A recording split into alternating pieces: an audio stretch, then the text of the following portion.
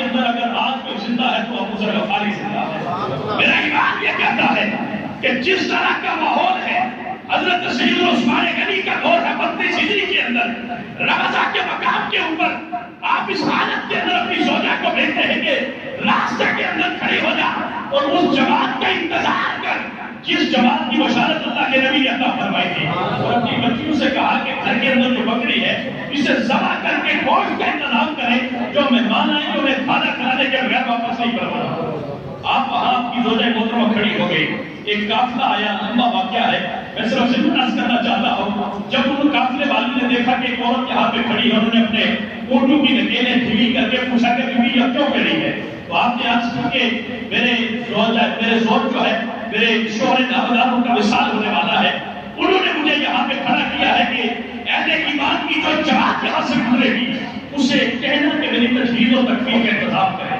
آپ کی زوجہ محترمہ سے جب انہوں نے پوچھا کہ اس آدمی کا نام کیا ہے تو آپ نے بتایا کہ ابو ذر غفاری رضی اللہ تعالیٰ عنہ۔ اس سارے سواریوں سے چھلانگ لگا کے نیچے اتر گیا اور سارے حضرت سیدنا ابو ذر غفاری رضی اللہ تعالیٰ عنہ کے گھر تشریف لے گیا۔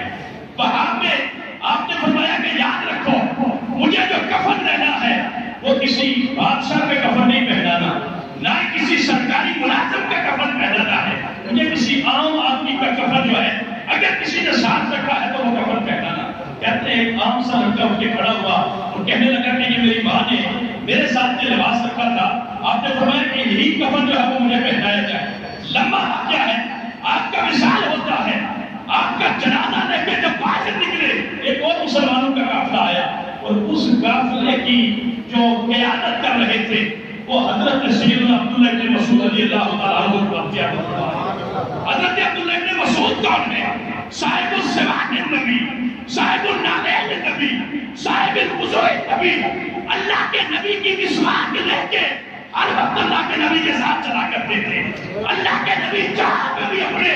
جوتے مبارک اتارا کرتے تھے، نعلین مبارک اتارا کرتے تھے، حضرت عبداللہ بن مسعود و نعلین نے اپنی گود مبارک پر رکھا کرتے تھے، اور اللہ کے نبی جہاں بھی وضو فرماتے حضرت عبداللہ بن مسعود وضو کا پانی لے کے آپ کے ساتھ چلا کرتے تھے۔ او ابو ذر غفاری رضی اللہ تعالیٰ عنہ، آپ سے ملاقات ہوئی حضرت عبداللہ بن شقیق رضی اللہ تعالیٰ عنہ کی، تو آپ نے اس سے کہا کہ لو رائتو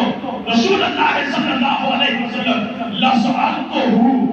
حضرت عبداللہ بن شقیق رضی اللہ تعالیٰ عنہ نے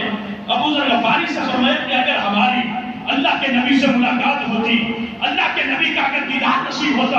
اللہ کے نبی کی اگر مجلس نصیب ہوتی تو ہم اللہ کے نبی سے میں ضرور سوال کرتا۔ حضرت ابو ذر غفاری نے فرمایا کہ اگر تجھے بیٹھنا ملنا دیکھنا نصیب نہیں ہوا،